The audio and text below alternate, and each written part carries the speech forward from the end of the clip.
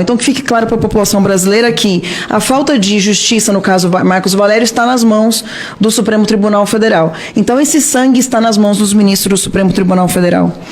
Nesse mesmo depoimento, o Marcos Valério fala sobre uma conversa ocorrida fora de uma lanchonete em um hotel, em que José Dirceu Lula e Gilberto Carvalho estariam sendo chantageados por Ronan Maria Pinto. O MP perguntou, no minuto 4.46 dessa entrevista com o Marcos Valério, sobre o passado de Ronan Maria Pinto e se o publicitário conhecia os motivos da chantagem contra o ex-presidente e ex-ministros, e a resposta foi, entre aspas, senhor, ao Ministério Público, senhor, eu gostaria de não responder essa pergunta porque ela é muito... O que eu fiquei sabendo é muito grave, e o senhor não vai poder garantir a minha vida, senhor. E aí, num determinado momento, o Ministério Público volta ao tema no minuto 13.18 e o Marcos Valério pede para não responder e diz, eu não quero correr risco, eu estou preso e numa penitenciária. A pergunta que fica é, o que seria tão grave a ponto de alguém acreditar que o Estado brasileiro é incapaz de oferecer segurança?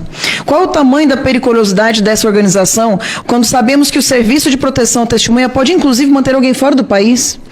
Ao dizer que corria risco de denunciar crimes que envolvam o Partido dos Trabalhadores, o PT, do senhor Lula, pelo fato de estar preso em uma penitenciária, o senhor Marcos Valério aponta que o partido tem conexões dentro dos presídios? A gente sabe que tem, inclusive com diálogos cabulosos.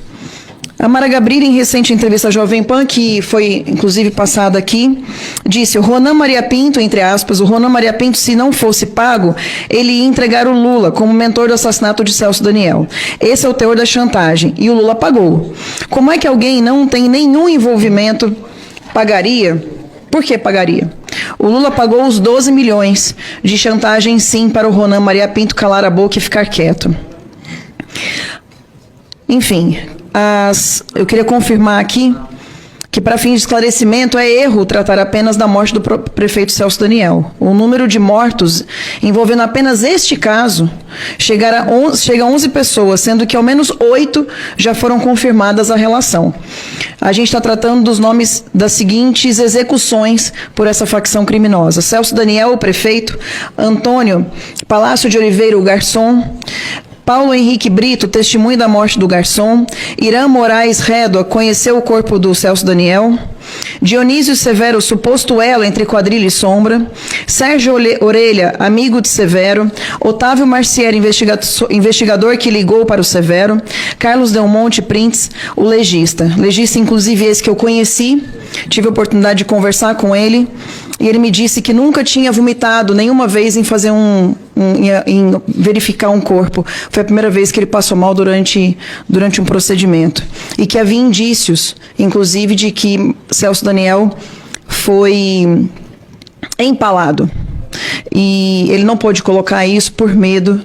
E é a primeira vez que eu falo isso publicamente, eu acho que precisa constar. Infelizmente, a gente não vai conseguir confirmar, porque ele foi assassinado. Então, é só a ponta do iceberg. Essa série de execuções podem ter sido apenas a ponta de iceberg de um esquema gigante construído pelo Partido dos Trabalhadores.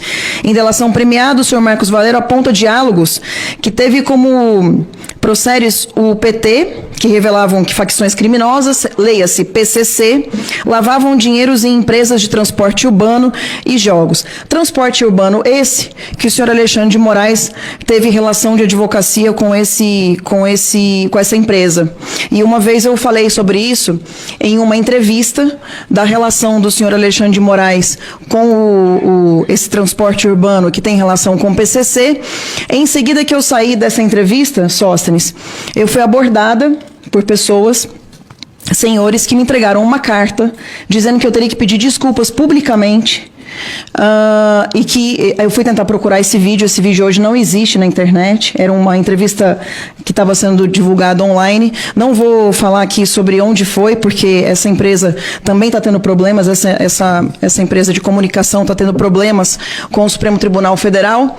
E foi abordada e disseram o seguinte: você vai publicar esse pedido de desculpas hoje ao Alexandre de Moraes e não volte mais a falar do assunto. Eu fiquei calado durante 3 anos, isso foi há 3 anos atrás, mas eu acho que é importante voltar a falar, porque, sinceramente, a gente chegou num ponto em que não dá mais para ficar quieto e aguentar essas pressões. Hoje eu já tenho proteção da Polícia Federal, então me sinto à vontade para falar sobre a ligação do Alexandre de Moraes com o PCC.